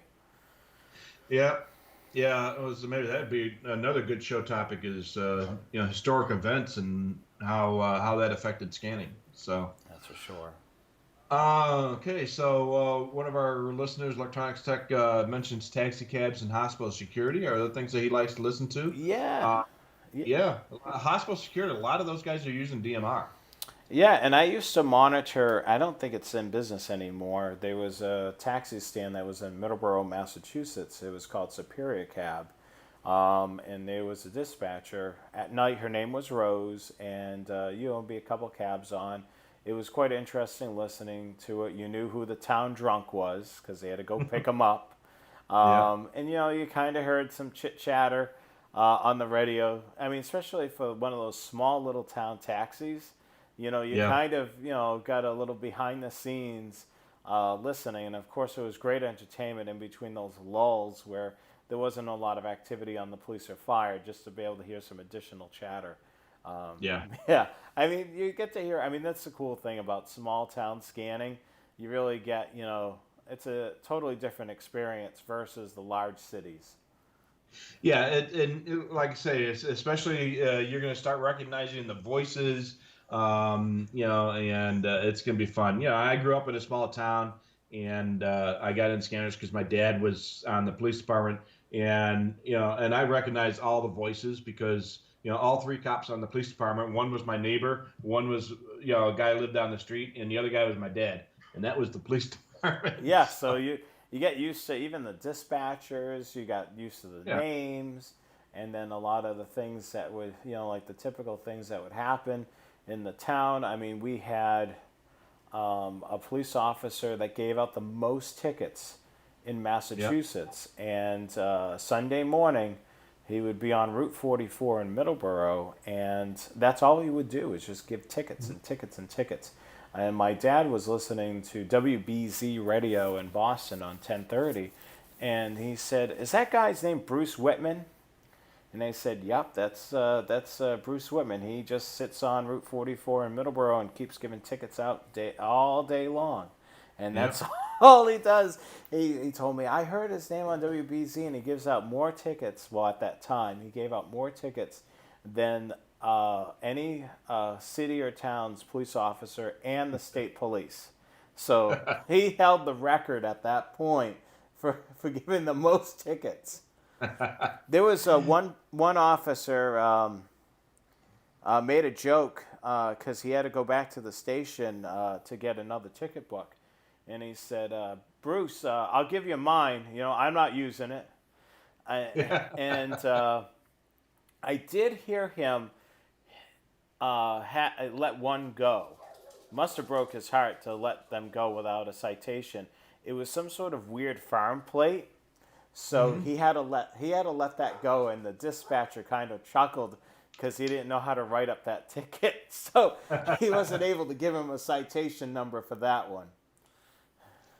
Oh, jeez. All right. So Ray says he listens to schools, taxi cabs, and school buses. Yeah, school Uh, buses are fun yeah, too. yeah, oh, yeah. One of the other guys mentions he listens to the Nebraska Air Defense Command and the CAP, or I'm sorry, the Northeast Air Defense Command, the Civil Air Patrol, and the National Guard up in New York. Our buddy Quincy is in Sacramento. Okay, sorry about that. I thought you were in San Francisco. Steve is in Missouri. Um, and one of the other guys mentions cordless phones. So used to be cordless phones used to be easy to listen to along with cell phones, but these days most of those are gone. But every once in a while, some guy will still have a 30-year-old cordless phone that still works. I know a thing or two about cordless phones. I did, as a kid growing up, I've heard some of the activity of my neighbors talking on the phone, and I've heard some strange and unique things, that's for sure. And then I've also heard back in the day, I've heard some cellular activity. I lived right by a major interstate, so one quick little story that I remember, I was listening to. I scanned through it, and there was a guy on the cell phone that was picking up in that local tower, and he was, how do I word this? He called one of those 900 lines.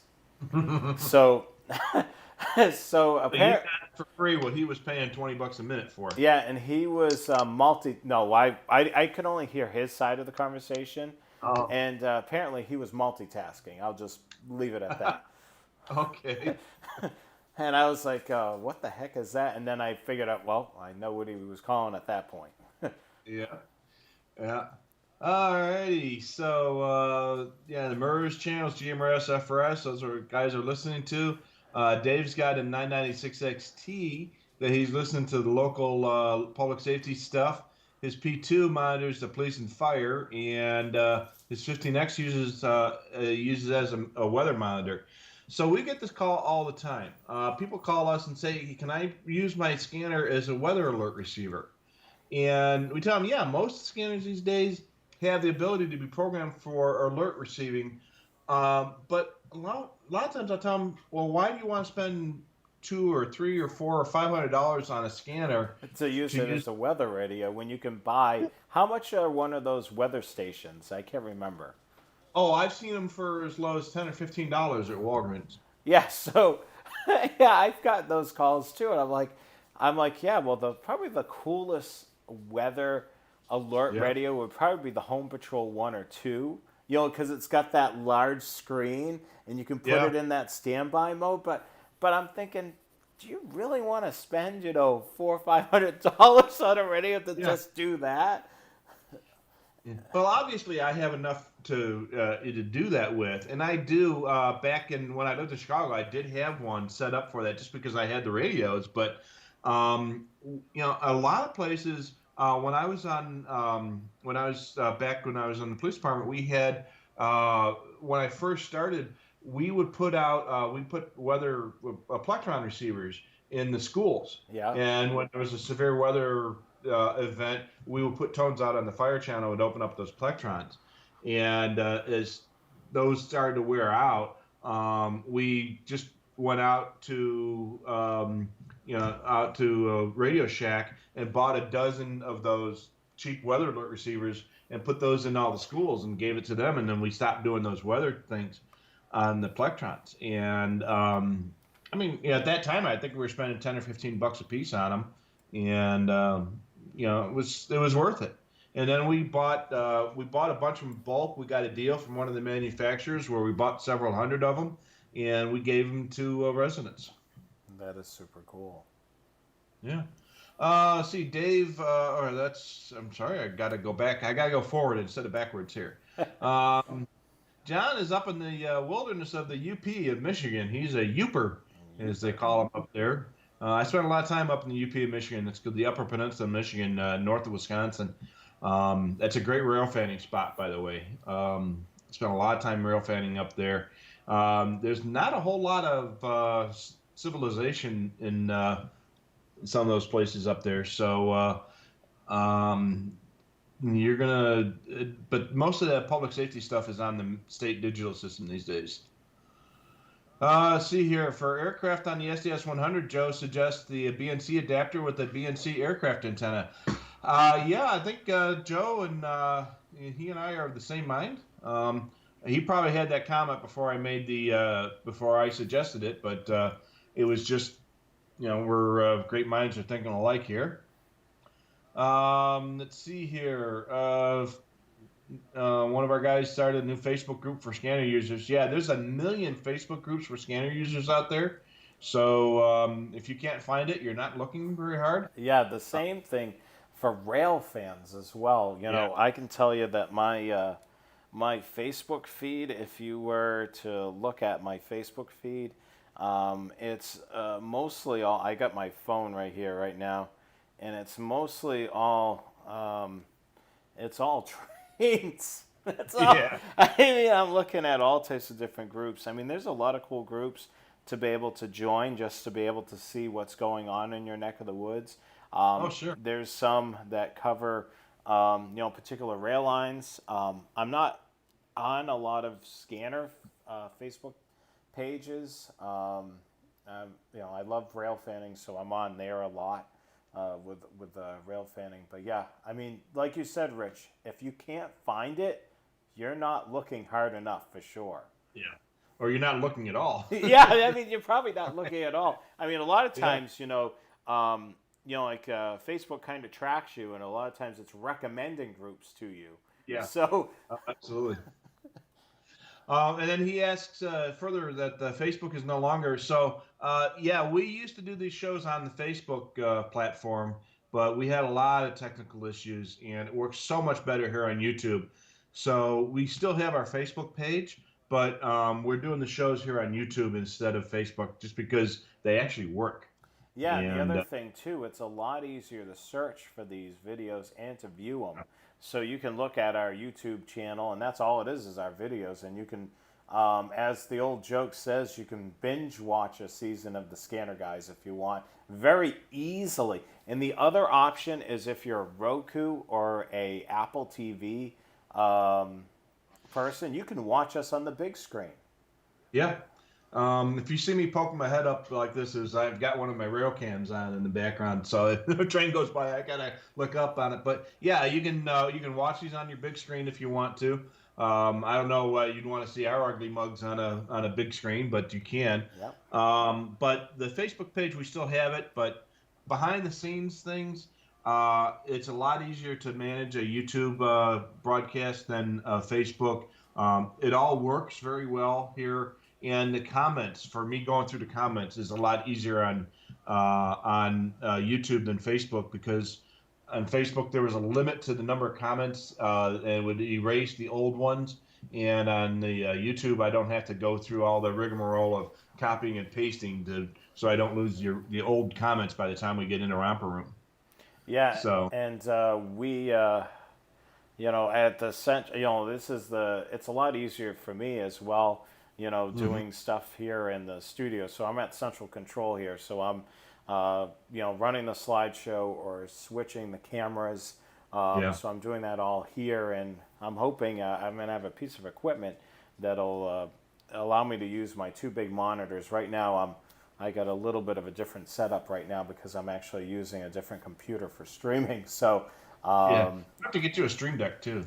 oh yeah, we'll just pretty soon we'll do satellite feeds and everything live on the street. Yeah, get a green screen going. Yeah, do a green screen. We can stand up. Yeah, that'd be cool. Be able to stand up and point out things on the scanner. This is, blah blah blah blah blah. I mean, we could do quite a bit.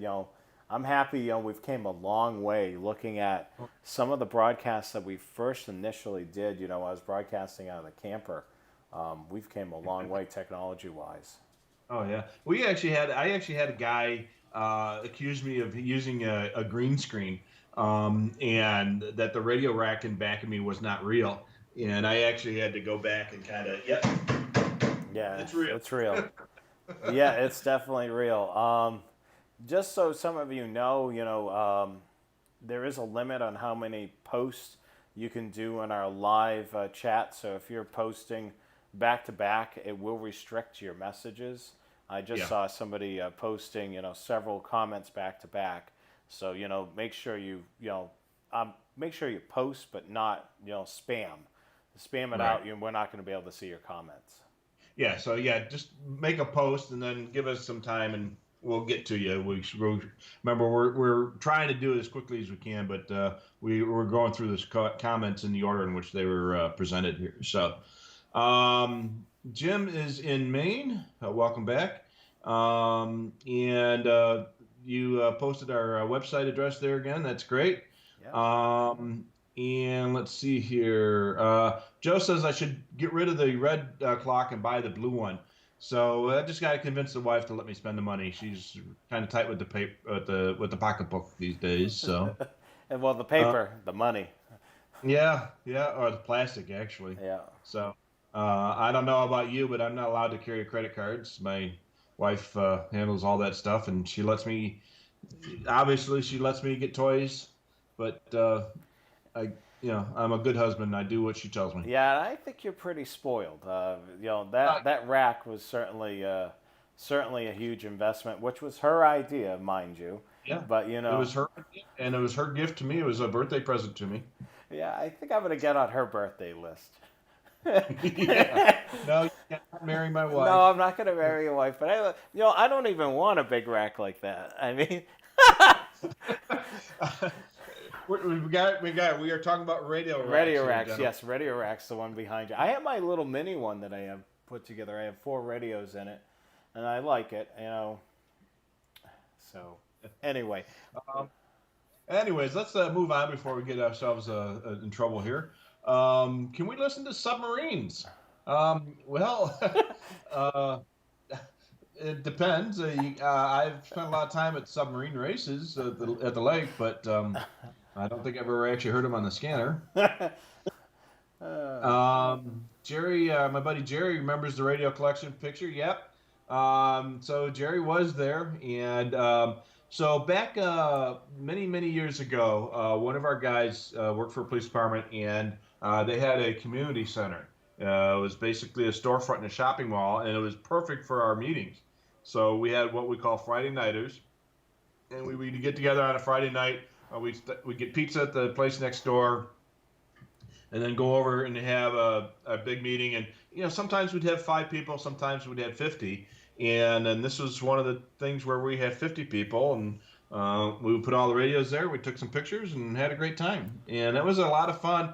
Yeah, and the big problem was make sure everybody got their right radio back because you have 10 guys with 296s and 10 guys with sabers and stuff. You had to make sure, is this mine? Nope, this isn't mine. This is mine. You had to turn the radio on and look at the program to figure out whose radio it was. Do you want to show that shirt again that you're talking about? Sure. Let me just put it on you. All right, you're good. Let's take a look at it. If you want to stand up again, Rich, so we can get a close up of it. Alrighty. And there is the shirt he's talking about there with all. I can't see my. Am I good? Yep. Let me do this. You're good. Yeah, I can right. see. Oh my word, there's so many radios there. Isn't that crazy, the amount of radios? Yeah, and that was just the portables, and that doesn't. Obviously, we couldn't get all of our car radios in there, so. Yeah, that was our. That was what we did that night, and yeah, there was a lot of FRS radios in there, and those. Remember those scouts, those optoelectronic scouts, little frequency counters that would save the hits. That was before close call was a big thing. Yeah. So, Rich, when you get a chance, if you want, lay the shirt flat at some point, take a photo of it. I'll post a photo of that on our social media so people can look at the array of radios on the shirt.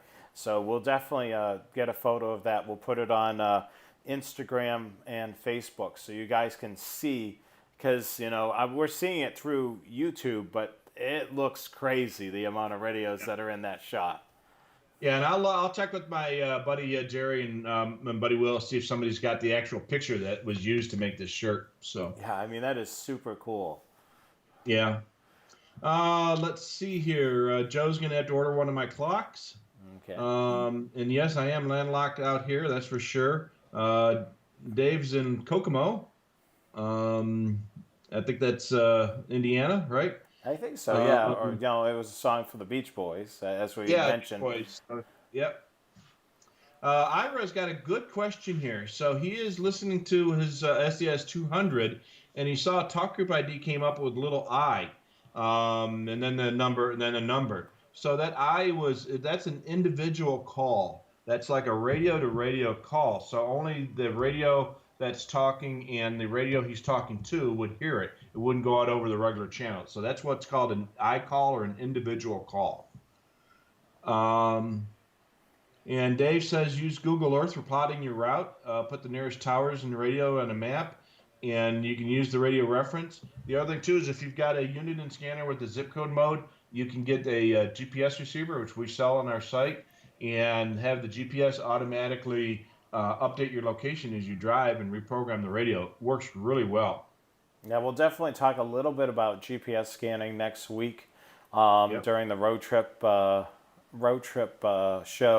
I have a couple of slides that we've used about twice now. I may include it in this that demonstrate how GPS scanning works, and it's really awesome. If you haven't used it before, I mean, it's certainly a great thing and a blessing for road trips. Absolutely. Dave mentioned we should put our Superman outfits on. Well, I don't think they make them in my size. I don't know about you, Jonathan. You're a little bit smaller than I am, but yeah, I don't. I wonder why he wants us to put our Superman outfits on. I'm not sure, but but again, I don't think they make them in my size. He's subscribed to us. That's great. Kevin's checking in a little bit late, but hey, better late than never. Yep, that's for sure.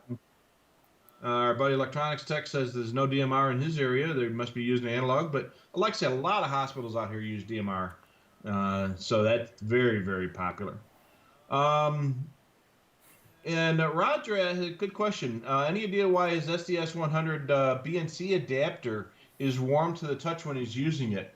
There is the SDS 100 does run warm, and they use the ground because as a kind of a heat sink for the rest of the radio, because that's where the most of the metal is, and that's kind of used to distribute the heat. Well, the outer part of the antenna connector is connected to the ground of the radio, and that is being used as a heat sink. So, yeah, it's not unusual, and it's not a problem with the SDS 100 connector, the BNC adapter, to get a little warm when the radio is on, just because that is part of the heat sink for the radio. And they do, like I say, they do run warm when they're on. Okay. And let's see here. Oh. Joe beat me to it. So, yep, that's exactly. Like I say, he's answered the questions before I have a chance to. Thanks, Joe. Um, let's see here. Lots of heat. Lot makes sense. Yep. And got a couple other check-ins. Charlie is there. Um, uh, Electronics technician, also known as Alicia. Remember our friend Alicia. Yeah. Um, and let's see here. Listen to the Public Works a lot. So, and when your buddy Bruce, the cop from the suburban Boston, wasn't writing tickets, he was probably in traffic court. Yeah, I saw that comment and it made me chuckle when I saw it. Yeah, I mean, I'm Yep. sure he was. I mean, he was, uh, it was nonstop, the amount. They never could send him to any other call, because the Oh, dispatcher knew he was tied up all the time. And then I remember, he would get two of them at the same time. I have two of oh yeah. them, Mass PC, and then he'd rattle off, and then the second one, and he would just sit there. I mean, this Route 44 was a like a typical road, where it just had one travel lane going one direction and one the other, but it was a long straightaway and it was wooded through a good section of it, so people Yeah. would start to increase their speed a little bit, and he would nail them left and right by the Carmel Street Bridge, by Route Yeah. 105. I remember, hearing it by the Rotary, Mass PC, and just hearing it on a Sunday morning. I would hear it on the scanner. People would be heading to wherever they were heading to in the morning, and they would get this. As my dad would say, they'd be getting these. They'd be handing out gift certificates left and right. Yeah. uh, well, let's see here. John used to listen to cordless phones and baby monitors. I most of that stuff now is on spread spectrum or other non-monitor, but occasionally you still hear them from time to time. Yeah. Where I live, we don't have a lot of baby monitors, but Well, uh, I know the community you live in. There'd be awful old parents if they had a baby yeah, monitor. yeah.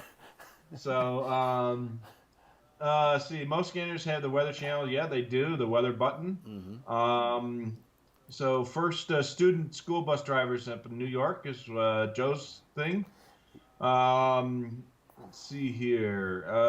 The weather alert. Oh, yeah, the weather alert will wake you up. The unit in weather alert is really, really loud. Yeah, So, I've left yeah. that on. When I was working out of the Holliston office, I Hmm. would go through and help a customer, with setting it up, and I would leave it on, and I would forget. And it was one of those times of the year where we were getting severe thunderstorms, and it literally scared me out of my chair. I was like, "What? Whoa!" Oh, yeah. My dad called me to complain about the thing being too loud, and he'd been dead for 10 years. Jeez, it's loud. I mean, it's definitely will get Yeah. you, get you right out of your seat or right out of bed. That's for sure. Yeah, unmute my mic here. I had to cough there, so I had to mute my mic. Yeah, Hopefully, they didn't go out over I the air here. no, it didn't go out over the air. I knew it Good. went silent, and I saw what was going on. But yeah, the Well, pretty. um, Um, what else do we got going on there, Rich? well, let's see here. Charlie had bought a 1040 from us last week, and he's loving it. That's great. That's good. I mean, the 1040 is certainly a really decent radio. I wish Whistler would come out with a version of the 1040 that would support Phase One and Phase Two. That would be Yeah. really cool, and at that price point would be even cooler. Oh yeah, absolutely. Yeah, and it's a very inexpensive radio, and we usually sell them as quickly as we get them, just because they're such a value. And if you're in a phase one area, it's a great scanner for that. Um, so Chris asks if the same GPS that you sell can be hooked up to his marine radio that has digital selective calling or DSC. Most likely, no. Um, the GPS that we sell is intended specifically for the unit and scanners, um, and the controller is um, is or the cabling is made specifically for the Uniden scanners. There might be a way to hook them up to your marine radio, but that would be on you. You're probably better off buying a purpose-built GPS for your DSC. So Yeah, I know Uniden has a product line for marine radios, but I don't know yeah, if there's any crossover. I know there's one it might marine. work on a Uniden marine radio. I'm not sure. So I know there's one Uniden marine radio that's got the hmm same body style as the SDS 100. I'm not too yeah, sure what model it was, but when I saw that, it came across on one of the search engines, and I said, that's the body style of the SDS 100." So clearly, they used the same body style to make that yeah. marine radio. Joe builds his own racks. He's a carpenter. Boy, I wish I had that skill because, boy, I tell you what, my office would be even better than it is now. But I am just not good with wood. I've got a friend of mine across the street who is a carpenter, and I've been thinking about talking to him to do something here, but I just don't have that skill. I wish I did. So, Joe, I'm jealous. I built my rack, which is it's got four radios in it. It was pretty simple. Um, it's four pieces of wood, which I cut and then I measured and cut, and it's got the rack mounts that we carry with the hmm two for the two scanners. So it's four radios. All the wiring and everything is contained inside the box. I'm actually looking at it right now, and Yeah. it works great for what I need. And then I got that cable that we just recently started carrying, the one that we can connect up four radios. Oh, yeah, yeah, the Oh, power cord. Yeah. that was a blessing, because I was taking up with the four radios, I was taking up four outlets. Now I've got Yeah. all four radios plugged into one adapter, and I freed up a whole bunch of outlets, which I'm totally in love with that product. I'm so happy that Yeah. our shipping manager sent me a sample so I could try that out. Works great. I've got one on my little desk rack over here, and it powers the three Uniden scanners and the multi-coupler, and it works really, really well. So, Yeah, mine's uh, powering my four Unitons here, and just I'm just thrilled. oh yeah. Joe says pizza, pizza. Yeah. Yeah, we do love our pizza. That's for sure. The other Joe mentions that the alert is loud based on legal mandates that they be loud enough to make you to alert you. So yeah, they're supposed to be that loud, but boy, I tell you what, if you're done expecting it, oh man.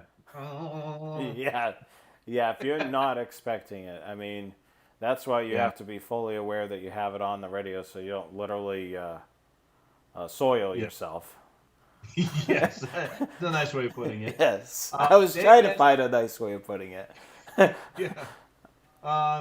Yeah, Dave asks when we're going to get the SDSs back in stock. Oh, So here's what's going on with the SDS 100s, boys and girls. Um, they've been out of stock for a long time. They obviously the supply chain has been disrupted, and they have been a huge demand for them recently. So we got in a couple of dozen of them on Monday. They sold out by Monday afternoon or early evening. We got more back in this morning, and then wait. another shipment, and they are gone again. You know what? I Uh, really think Uniden should just stagger their supply, because when it's out of mhm. when I noticed anytime that we've been out of stock on scanners, people are chomping at the bit, wanting it, Mhm. like crazy. So I don't know if Yeah, this is I know that there was a supply issue, but the thing is I think when we don't have it, people want it, and they yeah, want it bad, and then usually when we have it, they got stock on it. I can buy it at any time. yeah, Yeah. exactly. So that might be it. But I do know we have another batch coming. They should be here this week.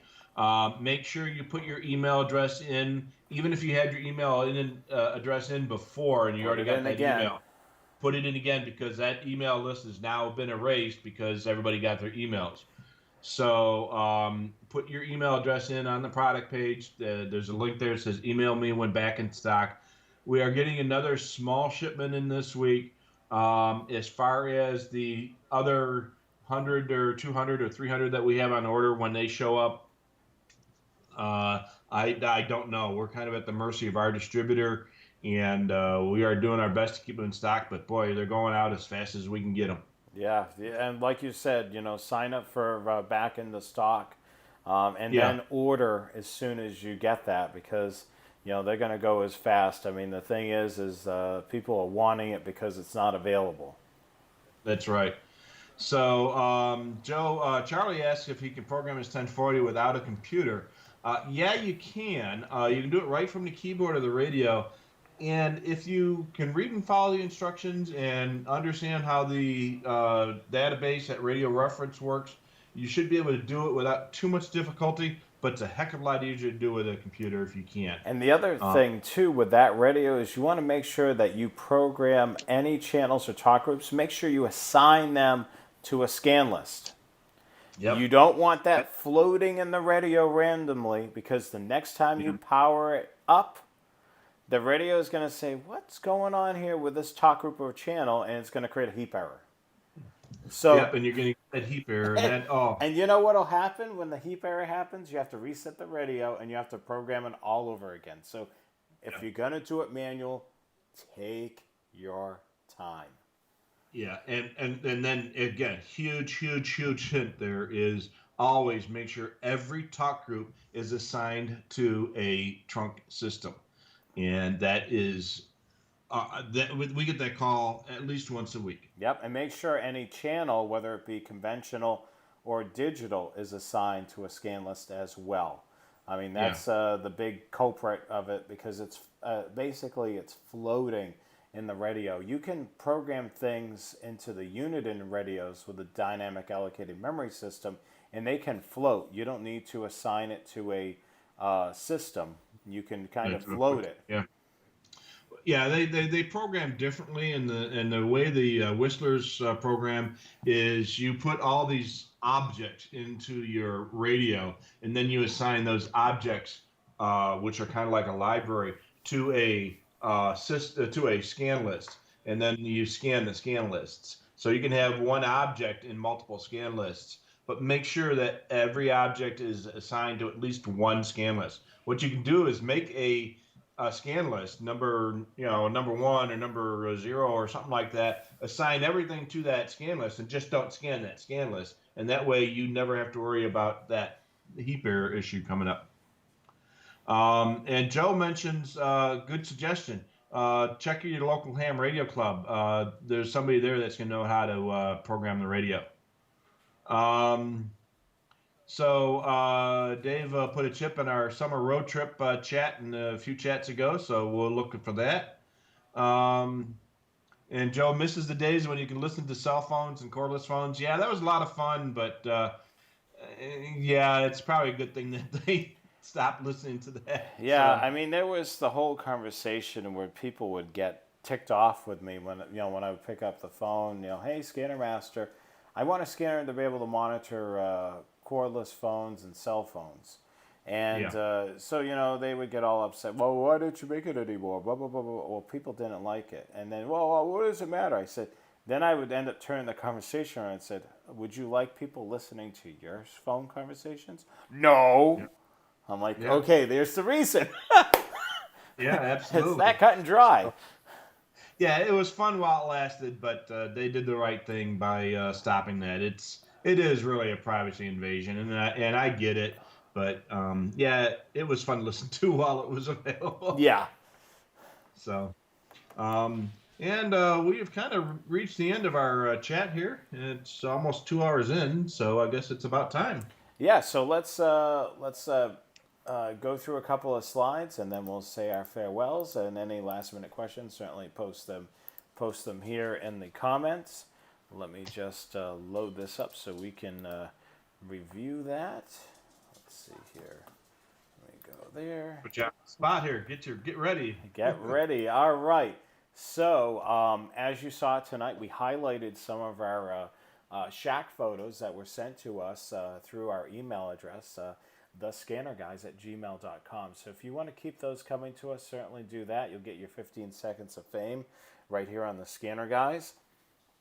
The email address is thescannerguys@gmail.com. Send us your stupid scanner tricks. We love seeing those. Those are really cool things that you've done with antennas or mounts or things like that. And then, of course, your shack photos, whether they're be your office shack photos or your mobile shack photos. We would love to see those as well. So keep those coming. We want to see more of that.